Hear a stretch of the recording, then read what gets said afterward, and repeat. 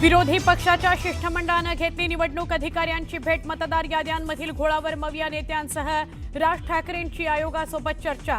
आज पुन्हा आयोगासोबत बैठक होणार।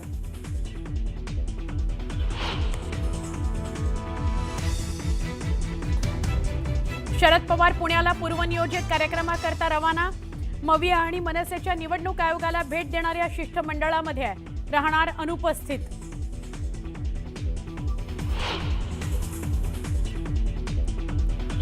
मतदार यादीत बदल करण्याचा अधिकार आमच्याकडे नाही। मवियासोबतच्या बैठकीनंतर राज्य निवडणूक आयोगाने झटकले हात।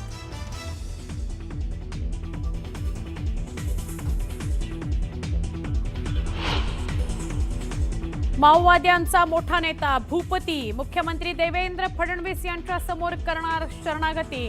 भूपतीसह 60 माओवादी ही शरणागती पत्करणार। माओवाद चळवळीला मोठा धक्का।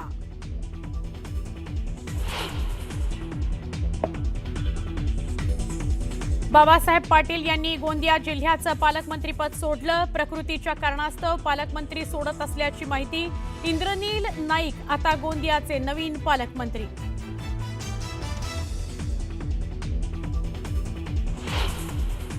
बहुप्रतीक्षित सोलापूर मुंबई विमानसेवेचा शुभारंभ। मुख्यमंत्री देवेंद्र फडणवीसांच्या उपस्थितीत विमानसेवेला सुरुवात होणार। सोलापूरकरांकरता गुड न्यूज। राजस्थानच्या जैसलमेरमध्ये धावत्या बसला आग। 20 प्रवाशांचा मृत्यू। मृतांचा आकडा वाढण्याची भीती। जोधपूरकडे जात होती खासगी बस।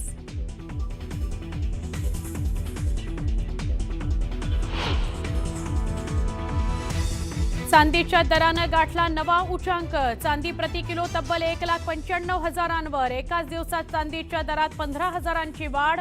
गुंतवणूकदार मात्र खुश।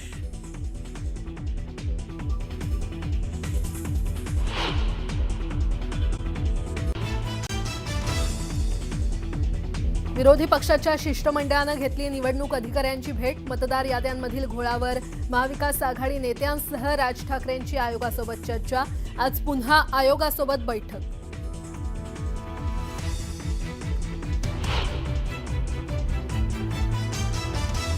मतदार यादीत बदल करण्याचा अधिकार आमच्याकडे नाही। महाविकास आघाडीसोबतच्या बैठकीनंतर राज्य निवडणूक आयोगाने झटकले हात।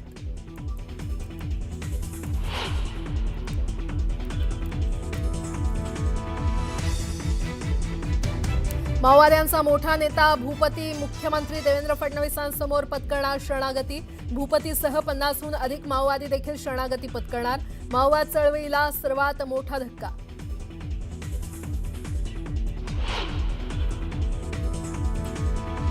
बहुप्रतीक्षित सोलापूर मुंबई विमानसेवेचा आज शुभारंभ। मुख्यमंत्री देवेंद्र फडणवीसांच्या उपस्थितीत विमानसेवेला होणार सुरुवात। सोलापूरकरांसाठी आनंदाची बातमी।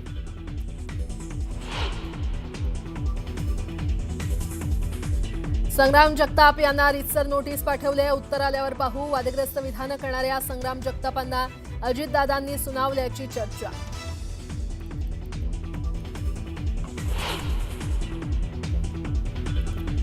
शेतकऱ्यांनो कोयते कुऱ्हाडी घेऊन फिरा। अनावश्यक हिरवळ कापावी लागेल। संग्राम बापू भंडारेंचं चिथावणीखोर वक्तव्य।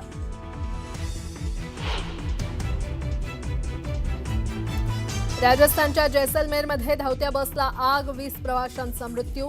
जोधपूरकडे जात होती खासगी बस।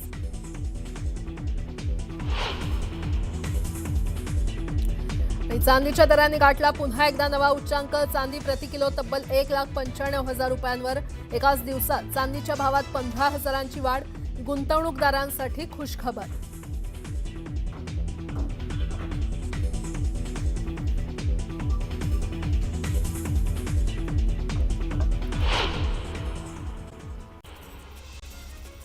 राज्यात पुढील 2 ते 3 दिवस पावसाची शक्यता हवामान विभागाने वर्तवली आहे। महाराष्ट्र, मध्य महाराष्ट्र, मराठवाडा आणि विदर्भात हलक्या सरींची शक्यता आहे। दरम्यान मोसमी पाऊस पुढील काही दिवसांमध्ये माघार घेईल असा अंदाज हवामान विभागाने व्यक्त केला आहे। चांदीच्या भावात नवनवीन उच्चांक बघायला मिळतायत। इतिहासात पहिल्यांदाच एकाच दिवसात चांदी 15,000नी वधारलेली आहे। सध्या चांदीची प्रति किलो किंमत आहे 1,95,000। यामुळे चांदी खरेदी करणाऱ्यांची आता चांदी झाली आहे। दिवाळी आणि छठपूजा उत्सवानिमित्त प्रवाशांची गर्दी कमी करण्याकरता आणि सुरळीत प्रवासाकरता मध्य रेल्वेनं निवडक प्रमुख स्थानकांवर प्लॅटफॉर्म तिकिटांच्या विक्रीवर तात्पुरते निर्बंध घातलेले आहेत. 16 ऑक्टोबर ते 28 ऑक्टोबर या कालावधीमध्ये ही बंदी असणार आहे. मुंबईनंतर आता मीरा भाईंदर आणि ठाणे या शहरांमध्ये पॉट टॅक्सी प्रकल्प उभारण्याची तयारी सुरू झालेली आहे. मीरा भाईंदर आणि ठाण्यात घोडबंदरपर्यंत प्रचंड वाहतूक कोंडी होते. हीच वाहतूक कोंडी फोडण्याकरता आता MMRDA DPR बनवणार आहे. ऐन दिवाळीच्या तोंडावर ट्रॅव्हल्स चालकांकडून अनेक मार्गांवर मनमानी भाडं आकारणी केली जाते. असे ट्रॅव्हल्स चालक RTO कार्यालयाच्या रडारवर असून अधिक भाडं आकारणाऱ्यांची प्रवाशांनी तक्रार करावी असं आवाहन RTO कार्यालयानं केलं आहे. 26/11च्या दहशतवादी हल्ल्यानंतर मुंबईच्या सागरी सुरक्षेचा प्रश्न ऐरणीवर आला होता. मात्र लवकरच हे चित्र बदलणार आहे. मुंबईच्या असुरक्षित असलेल्या या संवेदनशील पश्चिम सागरी किनाऱ्याला सुरक्षेचं कवच लाभणार आहे. कारण गिरगाव चौपाटीवर बोट स्टेशन उभं राहणार असून तिथे पोलिसांच्या बोटी 24 तास तैनात राहणार आहेत. ट्रक क्लीनरच्या अपहरण प्रकरणामध्ये 6 आरोपी केलेल्या मनोरमा खेडकर यांच्या अंतरिम जामिनाला 31 ऑक्टोबरपर्यंत मुदतवाढ देण्यात आली आहे. बेलापूर न्यायालयानं दिलेल्या या निर्णयानं त्यांना दिलासा दिलाय. मात्र त्यांचे पती दिलीप खेडकर यांचा जामीन अर्ज फेटाळला असून ते अद्याप पोलिसांच्या हाती लागलेले नाहीत. वसई विरार परिसरामध्ये मलनिस्सारण आणि डम्पिंग ग्राउंड करता राखीव असलेल्या 60 एकर भूखंडावर बांधलेल्या 41 अनधिकृत इमारतींच्या भ्रष्टाचार प्रकरणी वसई विरार महापालिकेचे तत्कालीन आयुक्त अनिल कुमार पवार आणि विकासक सीताराम गुप्ता यांची एकूण 71 कोटी रुपयांची मालमत्ता ईडीनं जप्त केलेली आहे. जालन्याच्या घनसावंगी तालुक्यातील तनवाडी इथं ऊस शेतात आग लागली आणि 30 ते 35 एकरावरील ऊस जळून खाक झाला. शॉर्ट सर्किटमुळे आग लागल्याचा अंदाज व्यक्त होतोय. नुकसान भरपाई देण्याची मागणी शेतकऱ्यांनी केली आहे.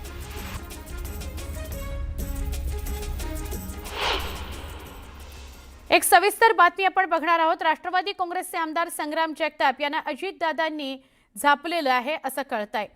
वारंवार मुस्लिम समाजाबाबत वादग्रस्त वक्तव्य केली जात आहेत. संग्राम जगताप हे हिंदुत्ववादी भूमिका मांडतायत. यावर अजित पवारांनी नाराजी नोंदवली. तसंच संग्राम जगताप यांना पक्षानं वादग्रस्त वक्तव्यांकरता नोटीस पाठवलेली होती.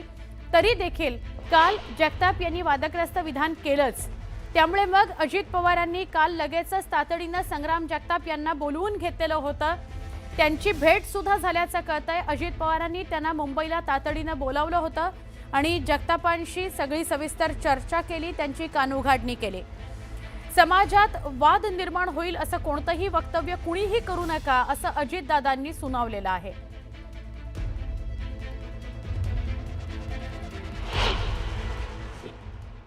नाही मी त्यांना सांगायचं ते सांगितलं ना. आता ते त्याच्या संदर्भामध्ये आम्ही त्याच्याबद्दलचं लेखी त्याला मागितलेलं आहे. त्याचं उत्तर तो देईल ना. ते उत्तर काय येतंय ते बघू ना. आज चर्चा नेते मंडळींची झालेली आहे. विशेषतः अजितदादांची देखील झालेली आहे आणि त्याच्या बाबतीमधलं जे काय असेल ती चर्चा आमच्या अंतर्गत ही झालेली आहे. कान मंत्र आणि सूचना हे बऱ्याच वर्षापासून देत आलेले आहेत. पुन्हा एकदा वेगवान स्वरूपातल्या बातम्या. गोंदिया जिल्ह्यातील सडक-अर्जुनी तालुक्यातल्या डव्वा या ग्रामपंचायतीच्या सरपंचपदाविरोधातील अविश्वास प्रस्ताव नामंजूर करण्यात आला. 11 ग्रामपंचायत सदस्यांपैकी 8 सदस्य अनुपस्थित असल्यानं हा ठराव नामंजूर करण्यात आला. पंढरपूरच्या विठ्ठल मंदिर संस्थानकडून पूरग्रस्तांना मदतीचा हात देण्यात आला. मुख्यमंत्री सहाय्यता निधीकरता मंदिर समितीकडून 1 कोटी रुपयांचा धनादेश सुपूर्द करण्यात आला. डोंबिवली रेल्वे स्थानकाबाहेर फेरीवाल्यांमुळे रुग्णवाहिका अडकली आहे. रुग्णवाहिका अडकल्याचा व्हिडिओ व्हायरल झाला. रेल्वे स्थानकाबाहेर 150 मीटरपर्यंत फेरीवाल्यांना मनाई आहे. तरी देखील फेरीवाले बसतात. त्यामुळे कारवाईची मागणी होतीये. पुणे जिल्ह्यामध्ये बिबट्यांची संख्या 800हून अधिक झालेली आहे. त्यामुळे बिबट्याच्या हल्ल्यात मोठी वाढ झाल्यानं खासदार अमोल कोल्हेंनी आक्रमक पवित्रा घेतला. तातडीनं आपत्ती घोषित करून मदत देण्याची मागणी करण्यात आली.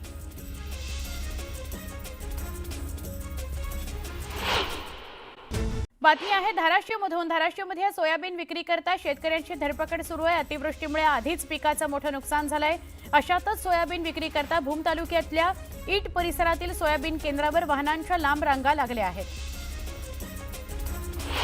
सप्टेंबर महिन्यातल्या अतिवृष्टीनं जळगाव जिल्ह्यातील 2.59 लाख हेक्टरवरील पिकाचं नुकसान झालं. 943 गावांमधील 3,32,565 शेतकऱ्यांना मोठा फटका बसला. कापूस, मका, केळी, फळबागांना सर्वाधिक फटका बसला. भिवंडीच्या वऱ्हाळ या तलावात 3 ठिकाणांहून थेट ड्रेनेजचं पाणी मिसळलं जातं, त्यामुळे पाणी प्रदूषित झालंय, दुर्गंधी पसरलेली आहे. तलावाच्या पाण्यावर हिरवा तेलकट तवंग बघायला मिळतोय. ग्रामस्थांनी पालिका आयुक्त अनमोल सागर यांना निवेदन दिलं आणि येत्या 15 दिवसात तलावाची दुर्गंधी बंद करावी, अन्यथा तलाव व्यवस्थापनाकरता कामतघर ग्रामस्थांच्या हाती सोपवावा अशी मागणी करण्यात आली. मध्य रेल्वेच्या डोंबिवली स्थानकावर 12 मीटर रुंद पादचारी पुलाच्या गर्डर लॉन्चिंग करता विशेष ट्रॅफिक आणि पॉवर ब्लॉक घेण्यात येणार आहे. आज रात्री 12:30 म्हणजे 12:20 ते 3:20 या 3 तासांच्या अवधीमध्ये अप आणि डाऊन जलद मार्ग तसंच 5 आणि 6 नंबरच्या क्रमांकावर हा ब्लॉक असणार आहे. वर्सोवा अंधेरी घाटकोपर मेट्रो 1 मार्गिकेच्या देखभाल दुरुस्तीकरता तसंच संचलनावर लक्ष ठेवण्याकरता MMRDA सल्लागार म्हणून स्वतंत्र अभियंता नेमला जाणार आहे. या अभियंत्याला मेट्रोच्या संचलनाविषयीचा नियमित अहवाल MMRDAला सादर करावा लागणार आहे. तुम्हाला जर परदेशात जायचं असेल तर आधी सरकारी साक्षीदार बना असं सांगत उच्च न्यायालयानं राज कुंद्रा याच्याशी संबंधित लुकआउट नोटीस जारी केली आहे. अभिनेत्री शिल्पा शेट्टीची मागणी त्यांनी फेटाळली आहे. आपले पती राज कुंद्रा यांच्या कंपनीशी आपला काहीही संबंध नाही, आपण नाममात्र संचालक होतो असा युक्तिवाद शिल्पा शेट्टीच्या वतीनं न्यायालयामध्ये करण्यात आलेला आहे. राज्यातील शेतकऱ्यांना पर्यावरणपूरक आणि शाश्वत उत्पन्नाचा पर्याय उपलब्ध करून देणारं महाराष्ट्र बांबू उद्योग धोरण 2025 याला मंत्रिमंडळ बैठकीत मंजुरी मिळाली. या धोरणाद्वारे जागतिक स्तरावर आणि देशांतर्गत बांबू उत्पादनामध्ये महाराष्ट्राचं स्थान बळकट करण्यात येणार आहे. पुढील 10 वर्षांमध्ये 50,000 कोटींची गुंतवणूक अपेक्षित आहे. ज्यांना कर ऑडिट करावे लागते अशा करदात्यांकरता आयकर रिटर्न सादर करण्याची अंतिम तारीख 31 ऑक्टोबर ऐवजी 30 नोव्हेंबर 2025 पर्यंत वाढवावी असे निर्देश गुजरात उच्च न्यायालयानं CBDTला दिले आहेत. टॅरिफमुळे अमेरिका आणि भारतामध्ये तणाव निर्माण झाला असतानाच अमेरिकेची तंत्रज्ञान कंपनी गुगल भारतात तब्बल 15 अब्ज अमेरिकी डॉलर्स गुंतवणार आहे. त्यामुळे आता हजारो तरुणांना रोजगाराच्या संधी उपलब्ध होणार आहेत. भारताची AI फॉर ऑल मिशनकडे वाटचाल सुरू आहे. भारतात बनवलेली खोकल्यावरील कोल्ड्रिप, रेस्पिफ्रेश, TR आणि रिलाईफ ही 3 सिरप्स निकृष्ट दर्जाची असल्याचं समोर आलंय. त्यामुळे त्यांचा वापर टाळावा असा इशारा जागतिक आरोग्य संघटनेनं दिलेला आहे. कोल्ड्रिप हे सिरप घेतल्यामुळे मध्य प्रदेशातील 22 मुलांचा मृत्यू झाला होता. त्या पार्श्वभूमीवर ही सावधगिरी बाळगण्यात येते. CET सेलनं MBBS आणि BDS या वैद्यकीय अभ्यासक्रमांच्या सुरू असलेल्या 3ऱ्या फेरीकरता नोंदणी केलेल्या 152 विद्यार्थ्यांनी चुकीची कागदपत्र सादर केल्याचं समोर आलंय. यातील बहुतांश विद्यार्थ्यांनी डोमिसाईल प्रमाणपत्र चुकीचं दिलं असून आता CET सेलनं अशा विद्यार्थ्यांना नोटिसा बजावल्या आहेत. ऑगस्ट 2025 मध्ये ChatGPT वापरात भारतानं जगात 2रं स्थान मिळवलेलं आहे. अमेरिकेनंतर सर्वाधिक वापर भारतातून होत असून देशातील 4थ्या क्रमांकाचं सर्वाधिक भेट दिलं जाणारं हे संकेतस्थळ आहे म्हणजे ChatGPT. आणि आकडेवारीनुसार एकूण 580 कोटी भेटीपैकी भारताचा वाटा 9% आहे. सोलापुरामध्ये पतीनं पत्नीची निर्घृणपणे हत्या केली. हत्येनंतर पती स्वतःहूनच पोलीस ठाण्यात हजर झाला. चारित्र्याच्या संशयातून हत्या झाल्याचा प्राथमिक अंदाज वर्तवण्यात आलेला आहे.